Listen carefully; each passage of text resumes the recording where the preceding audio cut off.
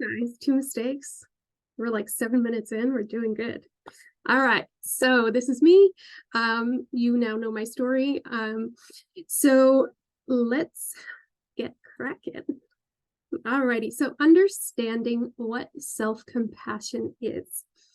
Self-compassion involves treating yourself with kindness, understanding, and I'm admitting somebody, sorry, kindness, understanding, and acceptance, especially in times of difficulty or failure. It entails acknowledging one's own suffering without judgment and offering yourself the same compassion and support that you would offer a friend. Self-compassion emphasizes the recognition of common humanity, understanding that imperfection and struggle is a natural part of being a human being. Sometimes we just don't understand that other people feel the way that we feel. It involves being mindful of your thoughts and your emotions and responding to them with warmth and empathy rather than lashing out with criticism or blame. Self-compassion fosters resilience and emotional well-being and a sense of interconnectedness with others, while self-esteem is more dependent on external factors like success, your outward appearance, and it may fluctuate based on your circumstances or whatever situation you find yourself in.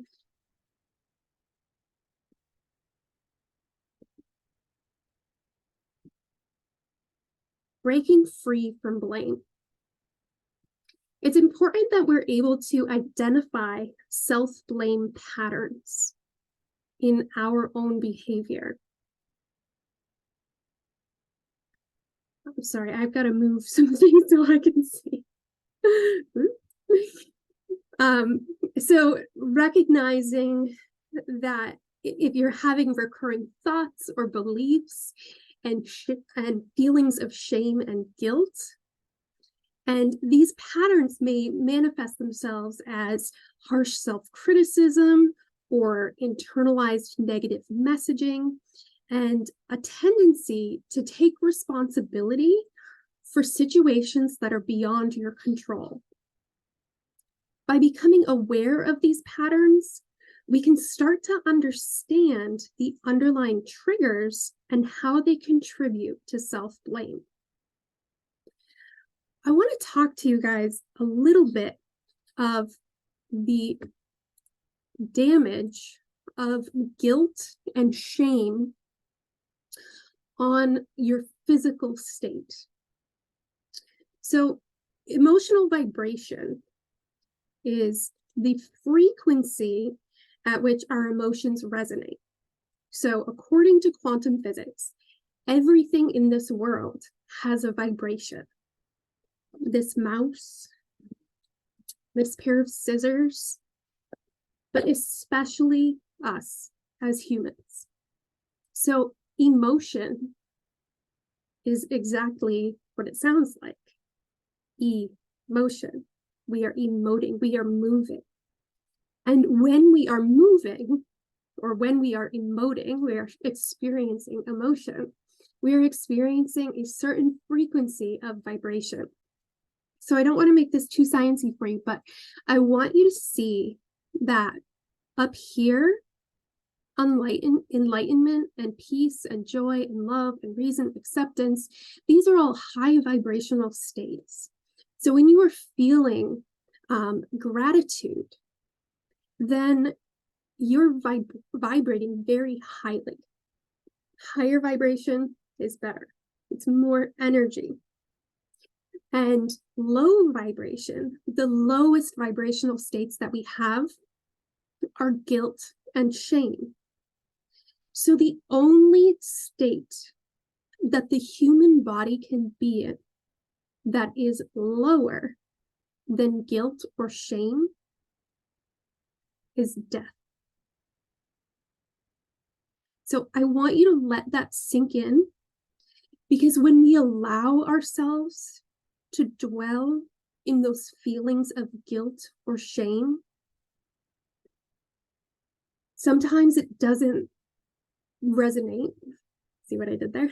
Sometimes it doesn't resonate with the fact that we are just one step above death. And that's why it feels so terrible. So it's so important, even if it's hard, to raise your vibrational state. And that's what we're going to be talking about a little bit today. That was a wicked tangent, but I think it's really interesting. And I think it's a really powerful message.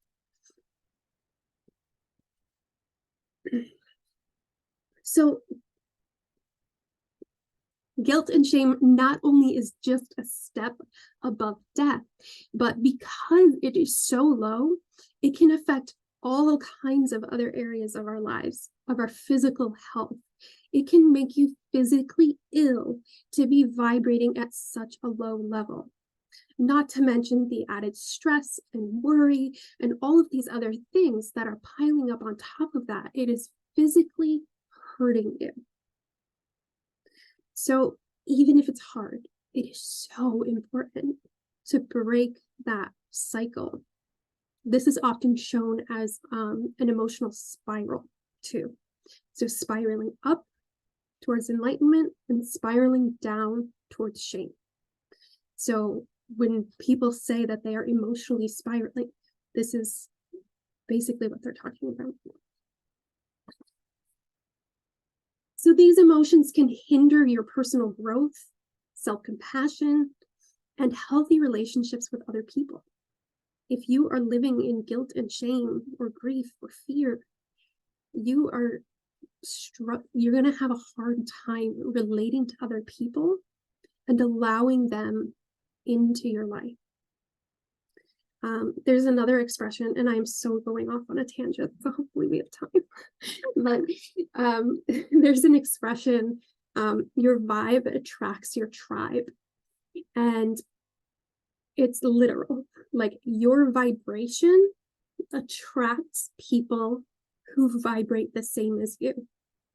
So if you're constantly vibrating in these lower ranges here, the people that you attract to you are going to be vibrating in these lower ranges here, which is probably why, not probably, like, this is proven, like, we attract people who are similar to us or similar to our state of mind.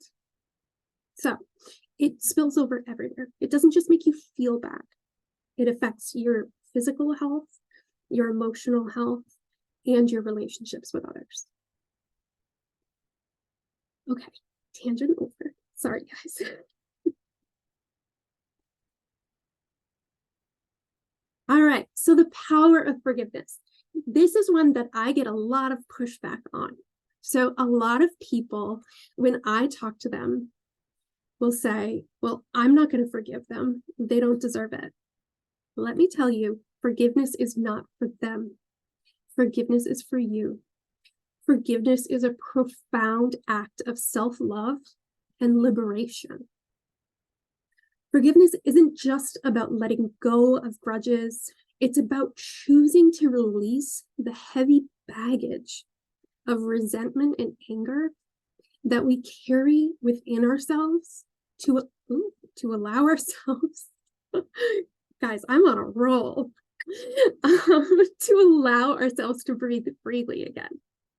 So when we forgive, we are not excusing or justifying the hurtful actions that others have done to us, or even things that we've done to ourselves, but we're prioritizing our own well-being and emotional freedom. It's an empowering choice that allows us to reclaim the peace of mind and emotional sovereignty that we need. By forgiving ourselves and others, we are releasing that emotional burden that is weighing us down. and keeping us down at the bottom of that cone that I just showed you. When we forgive, we create space for healing and growth to flourish. We release the negative energy that is keeping us stuck in the past, and we open ourselves up to new possibilities and new opportunities for personal transformation. Forgiveness is not about forgetting or excusing the harm that someone has done to you. It's about letting go of that pain and that resentment so that you are not tethered to that anymore, and so that you can move forward.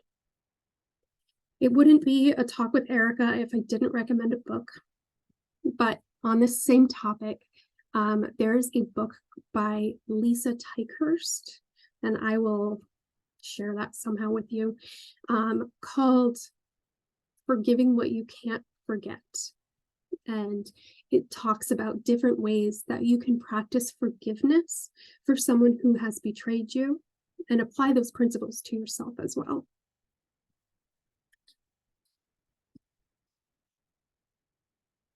All right, so cultivating self-compassion. So there are some practical techniques for nurturing self-compassion in your daily life.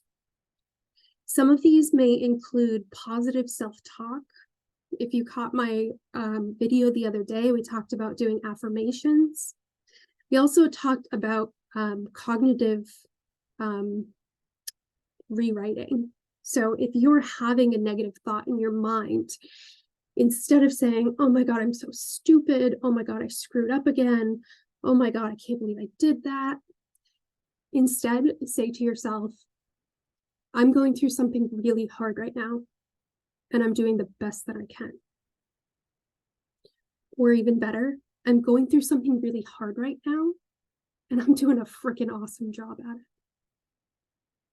Nobody is perfect. Nobody is without blame. Nobody is without fault. But you can't keep beating yourself up over and over. So when you catch yourself having those feelings or having those thoughts, we need to catch it and we need to flip it. So we need to turn these things on their head.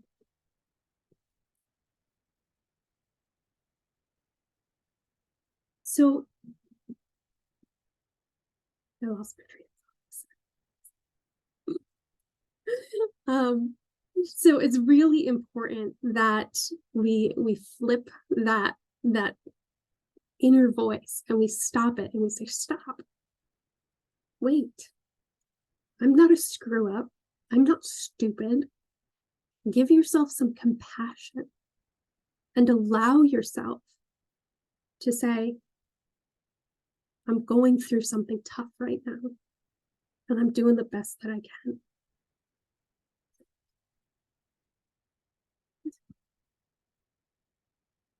So it's important that we reframe that negative self-talk. But another thing that we can do, if we kind of click back, I don't know if it's actually on there, but to this. So joy, love, acceptance, all of these things are the highest vibration that we can achieve. And something that's not on here, which probably should be, is gratitude. So another way that we can shift our vibrational state is by practicing gratitude.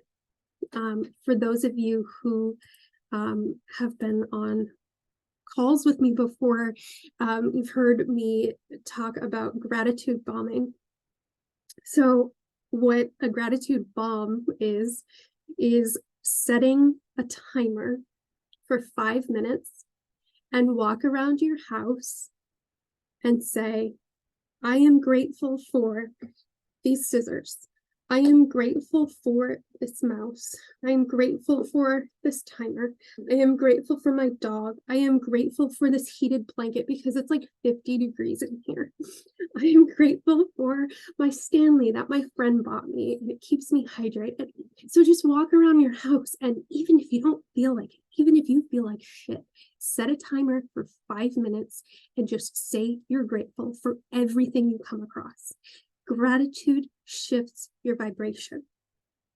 So when you're vibrating down here and you need to raise that vibration, gratitude. It is one of the best things that you can do. And even better than just gratitude bombing is set a timer for 5 minutes and write down everything you love about yourself. Sometimes that's freaking hard, but write down everything that you love about yourself. Even if you have to start so superficial. I love my purple hair. I love my shirt. I love my compassion for other people. I love my work ethic. I love my kindness. I love that I am generous.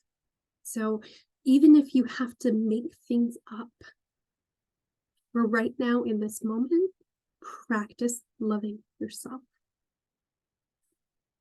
Okay. It's also important that you take care of yourself. When you feel like crap, you don't want to take care of yourself. You want to lay in bed, you want to watch Netflix, you want to cry, you want to stuff your face full of junk food, but you need sleep, restorative, normal sleep. You need to eat well. You need to try to do things that bring you joy. Another thing that I talk about often on calls is when I was going through my divorce, the worst of it, one thing that I would do when I was really feeling down is I would watch America's Funniest Home Videos. And I don't know if it's the physical therapist in me or I'm just a jerk, but watching the fall compilation videos, like of people falling down, like slipping in the pool or whatever, always made me feel better. Always made me laugh, always made me feel better, and rose my vibrational state so that I could get out of that funk. So do something that brings you joy. Find a hobby. Go to lunch with a friend.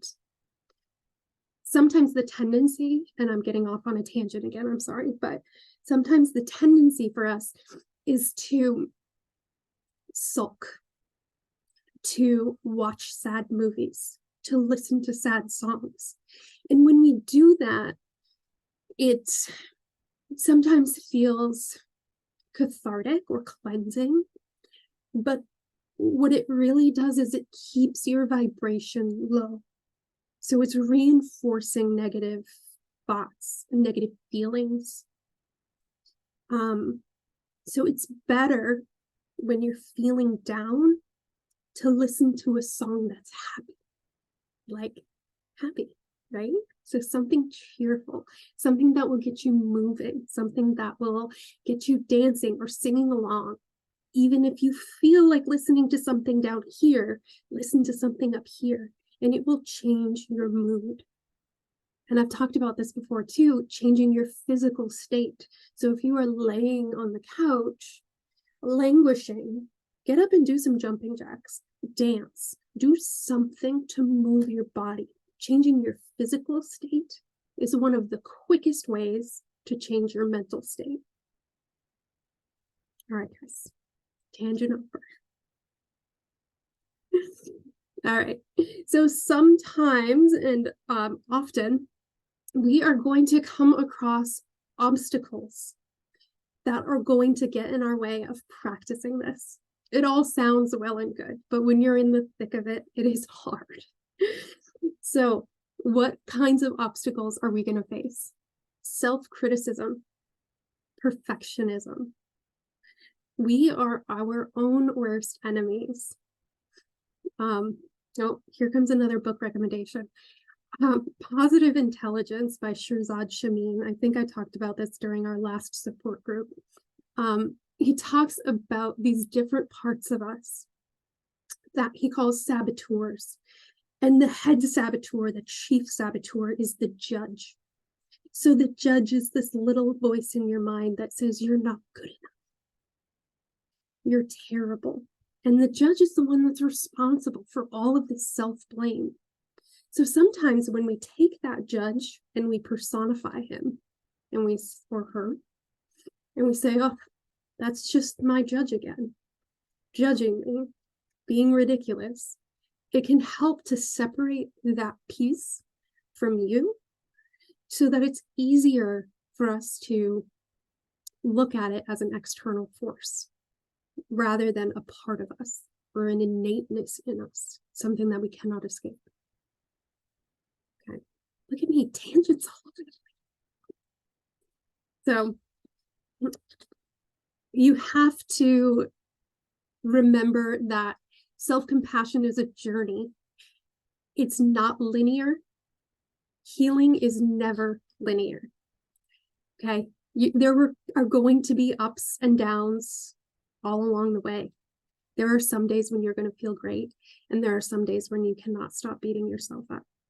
But remember that it's a journey, and as long as you're moving forward, it doesn't matter if you're having an up or a down, because you're going to get through it.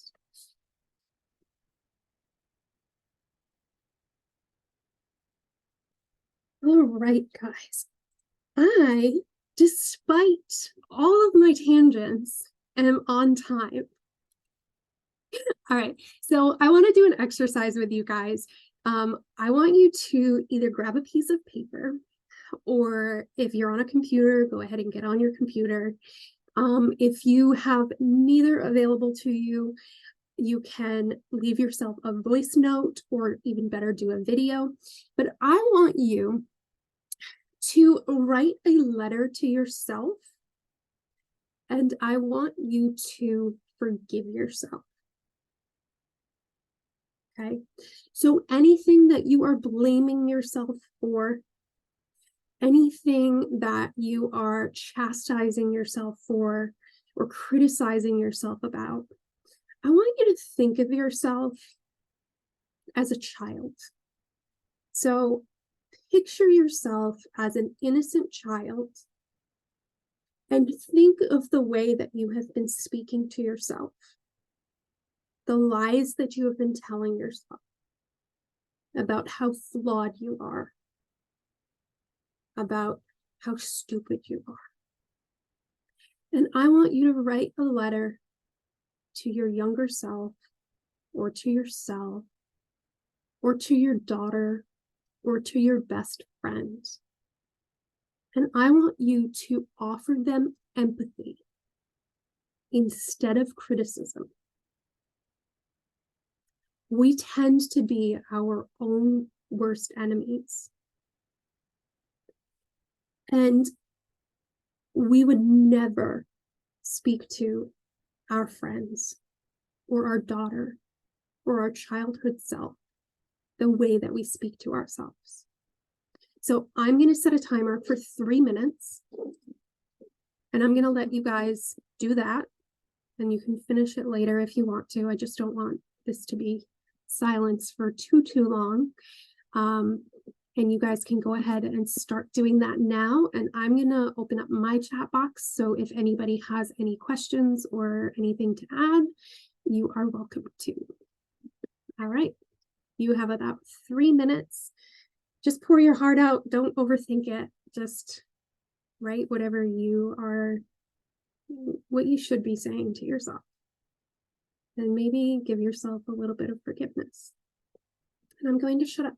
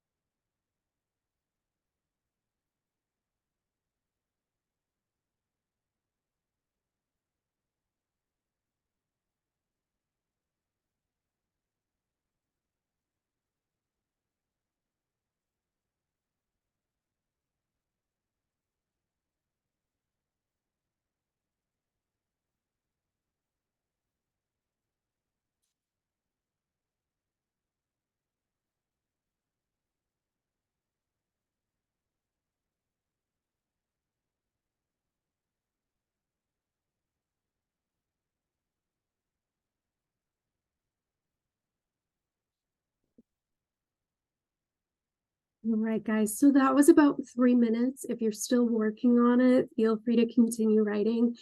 I'm going to open this up to questions. So if anybody has any questions or if anything came up for you during that exercise that you'd like to share, please feel free to take yourself off mute and go ahead and ask whatever you would like.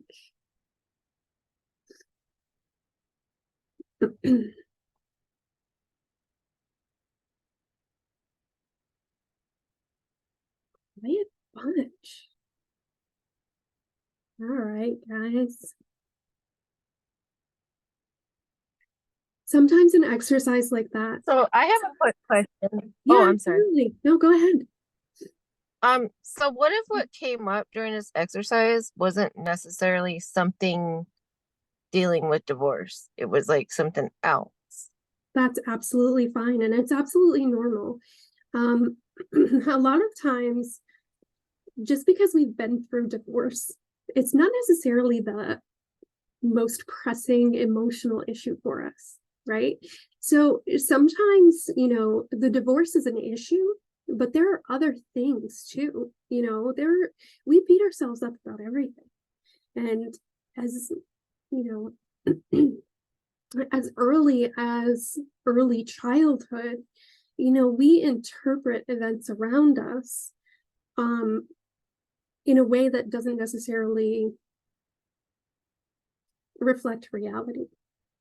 So that's a whole nother webinar, but it's totally normal to come up with something else, to want to either forgive somebody else or yourself for some sort of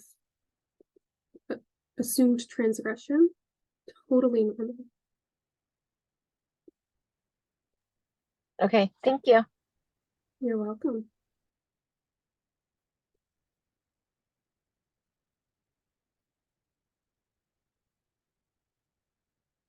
So if anybody did have anything that did come up that you feel like you need a little bit more support with, feel free to reach out to me. I'm always around.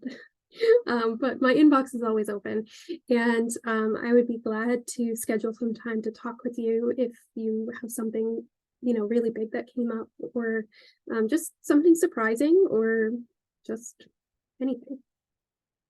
So if nobody has any questions, I'll give you guys a minute or two, about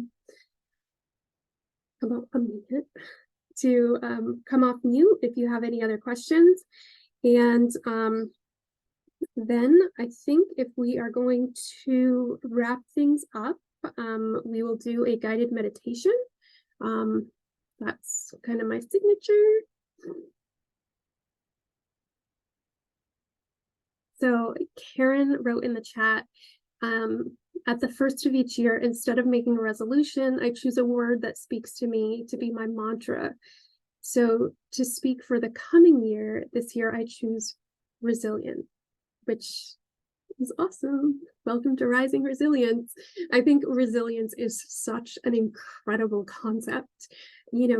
Resilience to me and to everyone, it may mean something a little bit different, but it's your ability to come back, to possess your strength and bounce back. So I think of, like, I'm a very flowery person, but I think of like the daffodils and the crocuses that they die every year, but in the spring they come back through that hard frosted ground, and they are just so resilient. So I love that, Karen. Thank you so much for sharing that.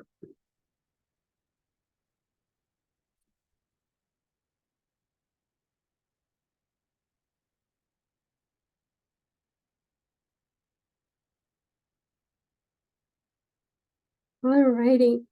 If nobody else has anything that they want to share, I'm going to have you guys all go ahead and close your eyes.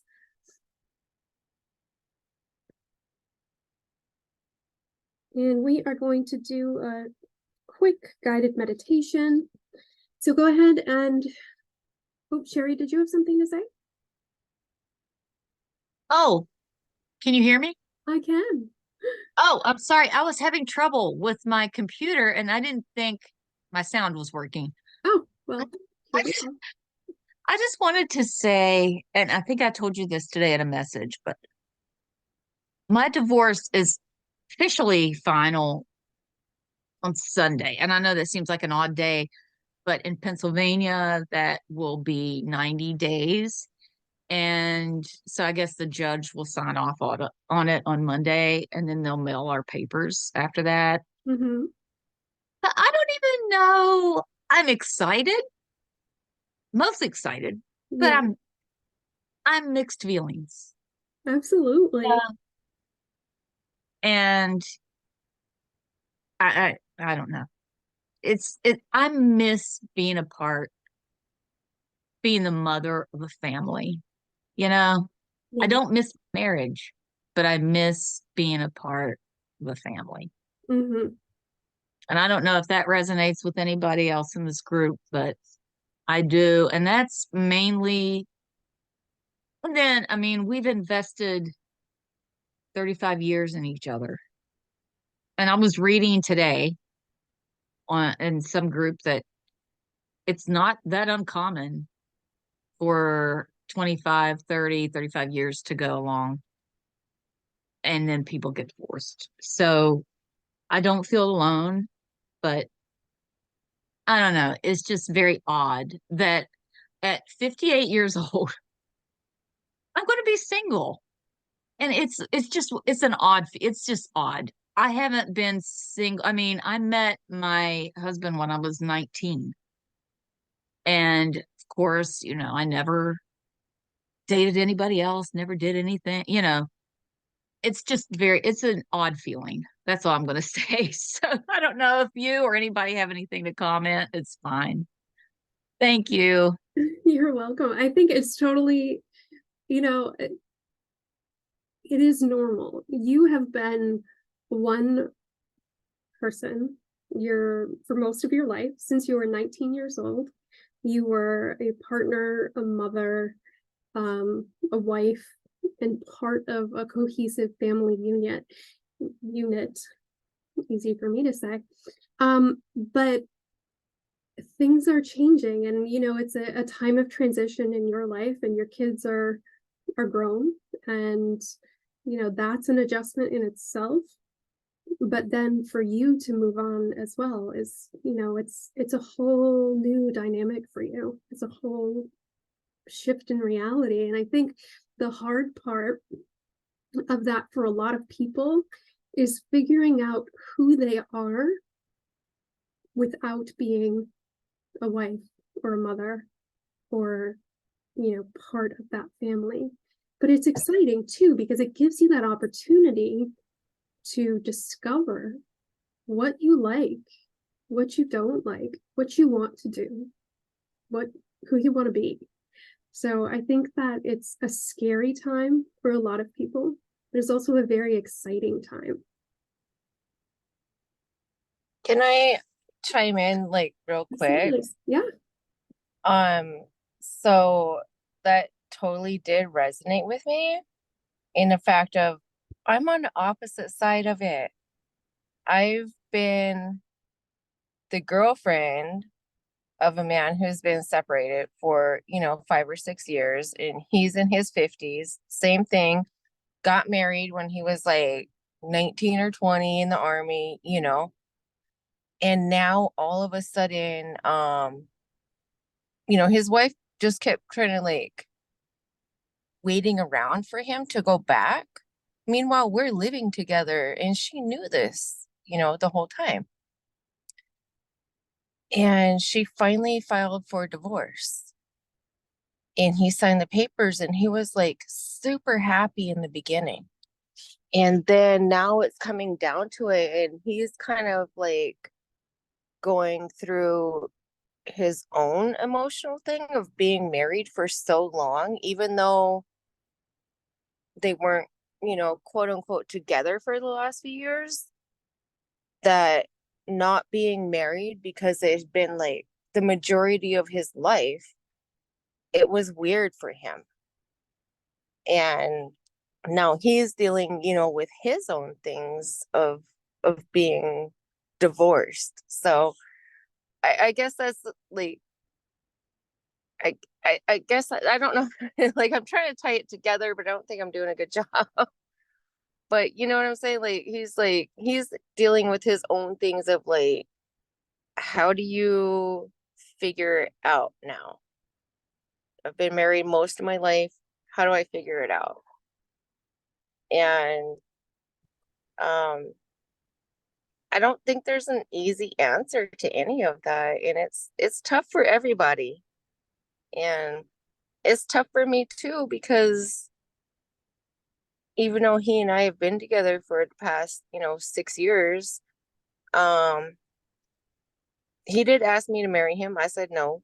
We have been together. He said, well, we might as well, like, we're living as if we're married. So I am not married to him, just to make everything clear for everybody, but it's kind of hard to be on the other end of it too.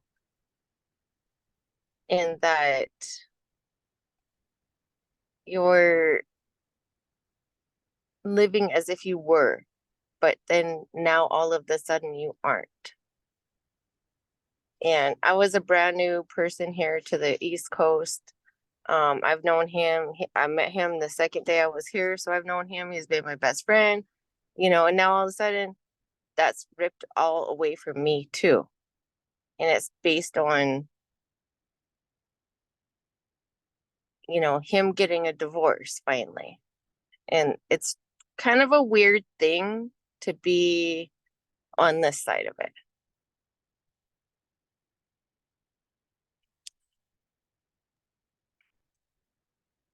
I don't know if that makes sense at all.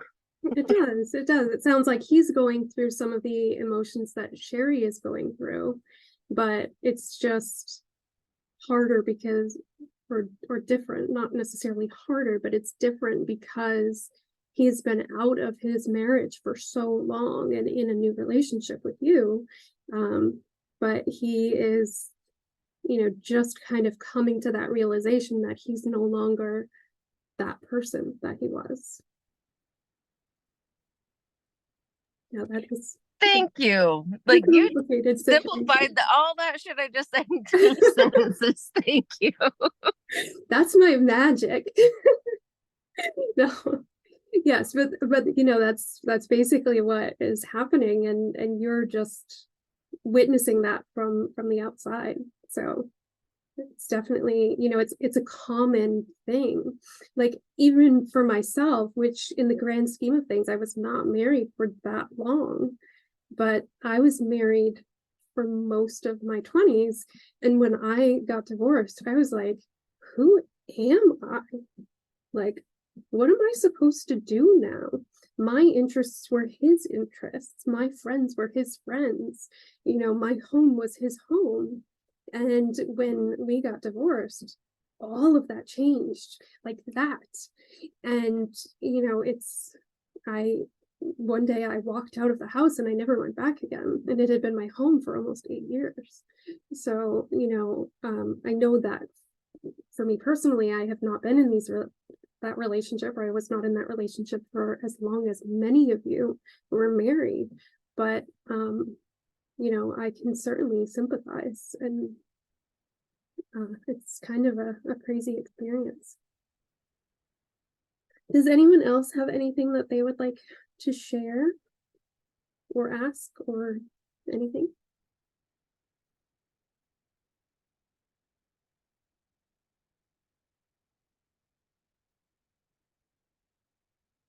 All righty.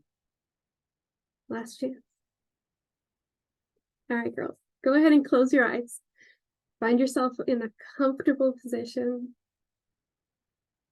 Take a few nice, slow, deep breaths in through your nose and out through your mouth.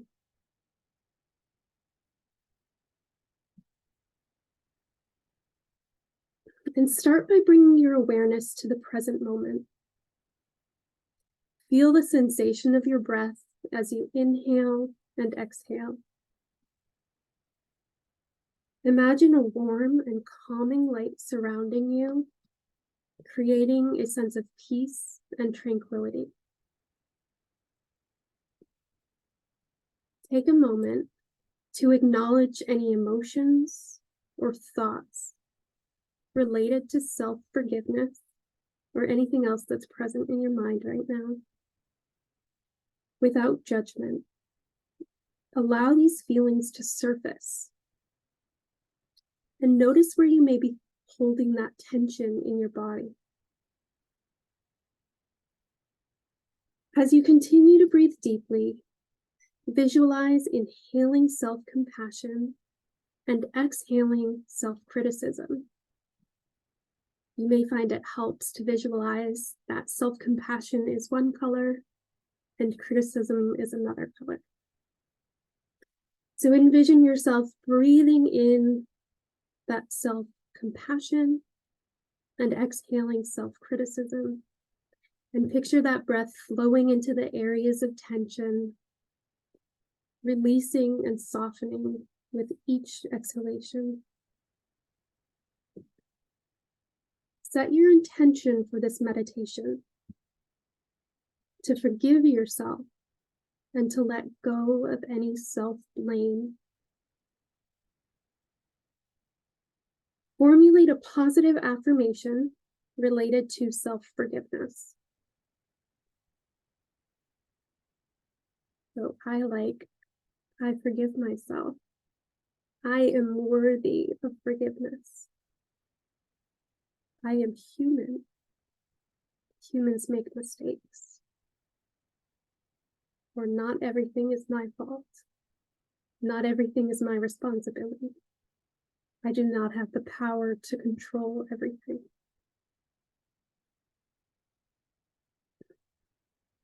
Bring to mind a specific situation or mistake for which you seek forgiveness. Allow yourself to observe any associated emotions without attachment. Recognize that everyone makes mistakes, and they offer opportunities for growth. Extend the same empathy and understanding that you would offer a friend to yourself. Acknowledge that you are human with imperfections and the capacity to learn and to evolve. Embrace the idea that self-forgiveness is a gift of love to yourself. Imagine letting go of any self-judgment or criticism, as if releasing a balloon into the sky. Feel the freedom and lightness that comes from releasing these burdens. Affirm your choice to forgive yourself and to move forward with self-compassion. Envision a warm and healing light surrounding you. See this light bring comfort and acceptance to any emotional wounds. Let it fill you with a sense of peace and self-love.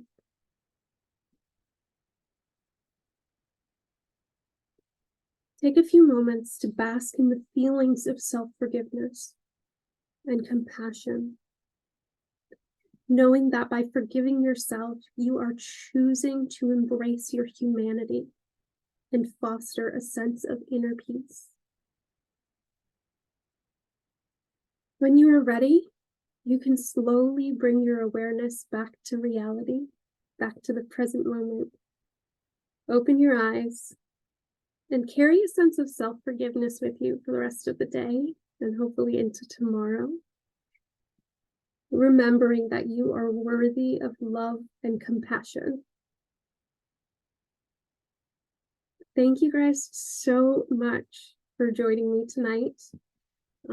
This is the first of hopefully many webinars. If anybody has any suggestions or requests for topics for future webinars, please feel free to reach out and let me know.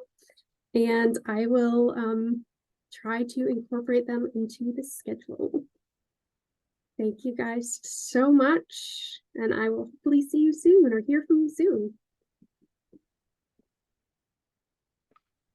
Have a good night, everyone. Good night.